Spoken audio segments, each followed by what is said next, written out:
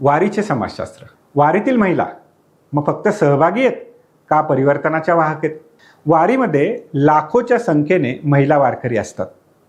मग त्या फक्त त्याच्या यात्रेकरू म्हणून सहभागी झाल्यात का त्या भारतीय महाराष्ट्रीयन संस्कृतीच्या परंपरेच्या त्या प्रवक्त्या आहेत? हे आता आपण समजून घेऊया समाजशास्त्रातून. भारतीय समाजात अनेक धार्मिक परंपरांमध्ये स्त्रियांची भूमिका मर्यादित असल्याचं आपण अनेकदा पाहिलंय. पण वारीकडे नीट पहा, त्याचं चित्र मात्र वेगळं दिसेल. दिंडीत चालणाऱ्या महिला, डोक्यावर तुळस घेऊन चालणाऱ्या महिला, फुगडी खेळणाऱ्या, अभंग गाणाऱ्या, कीर्तन ऐकणाऱ्या, सेवा करणाऱ्या या केवळ सहभागी नाहीत, तर त्या परंपरेच्या जीवित वाहक आहेत.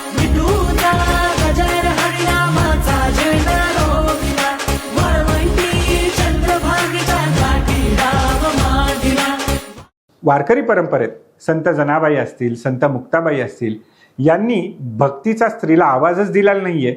त्यांच्या अभंगातून स्त्रीचे अनुभव, श्रम, भक्ती, आत्मसन्मान हा देखील व्यक्त केलेला आहे. समाजशास्त्रामध्ये लीला दुबे यांनी हे आपल्याला अभ्यासातून दाखवून दिलं की स्त्री ही केवळ समाजातील परंपरांची अनुयायी नाहीये, तर ती पुढच्या पिढीला या परंपरा जोडण्यासाठीची सर्वात महत्त्वाची कडी असते. डॉक्टर शर्मिला रेगे यांनी भक्ती परंपरेतील समतेच्या विचारांचा अभ्यास करत असताना सांगितले आहे की अशा परंपरा सामाजिक प्रश्न विचारण्यासाठी आणि नवी शक्यता निर्माण करण्याची ताकद देतात. आणि म्हणून वारीत स्त्री फक्त चालत नाही, तर ती काय करते? परंपरा पुढे चालवते. म्हणूनच UPSCचा अभ्यास करत असताना लक्षात ठेवा, जेंडर या टॉपिकमध्ये woman as a cultural preservator ही कन्सेप्ट आपल्याला अभ्यासामध्ये नक्की वापरता येईल.